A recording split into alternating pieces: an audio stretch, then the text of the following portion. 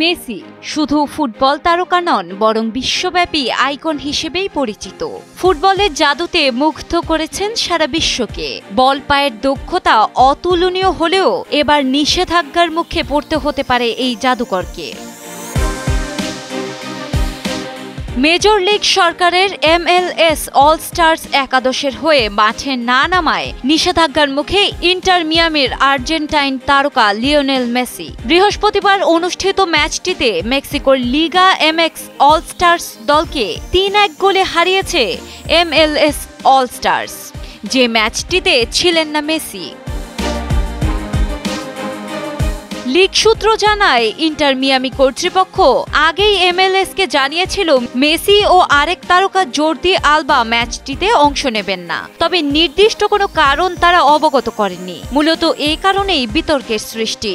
গত বছর অবশ্য ইনজুরিতে আক্রান্ত থাকায় অলস্টার গেম খেলতে পারেননি তিনি।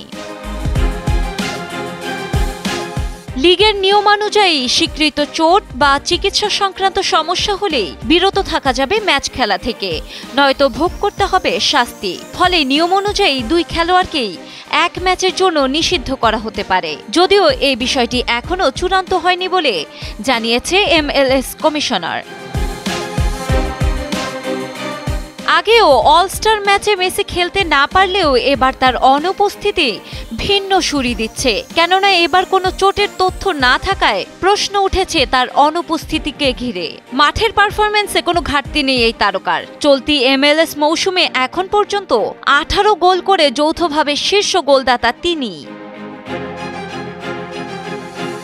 আর্জেন্টিনার রোসারিওতে জন্মগ্রহণ করা মেসি ছোটবেলা থেকেই অসাধারণ ফুটবল প্রতিভার অধিকারী ছিলেন, কিন্তু 11 বছর বয়সে গ্রোথ হরমোন ঘাটতি ধরা পড়লে ব্যয়বহুল চিকিৎসা খরচ বহনে তার পরিবারকে আর্থিক সহায়তা করে FC বার্সেলোনা, যেখানে তিনি যোগ দেন মাত্র 13 বছর বয়সে। আর এর পরেই শুরু হয় এই তারকার জাদুকরী পারফরম্যান্স। আর্জেন্টিনার হয়ে আন্তর্জাতিক সাফল্যের খাতায় নাম লিখিয়েছেন বহুবার। 2022 সালের ফিফা ফুটবল কাপে 36 বছর পর ফ্রান্সকে হারিয়ে আর্জেন্টিনাকে বিশ্বকাপ জেতান তিনি। 2021 কোপা আমেরিকায় ব্রাজিলকে হারিয়ে প্রথম ট্রফি জয়ও এই তারকার হাত ধরে। এরপর 2022 সালে ফাইনালিসিমা ইতালিকে হারিয়ে শিরোপা জয়।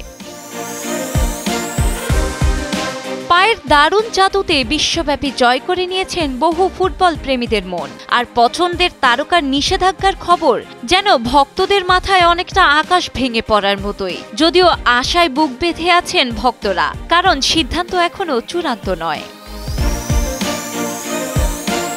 ডেস্ক রিপোর্ট, সময়ের আলো।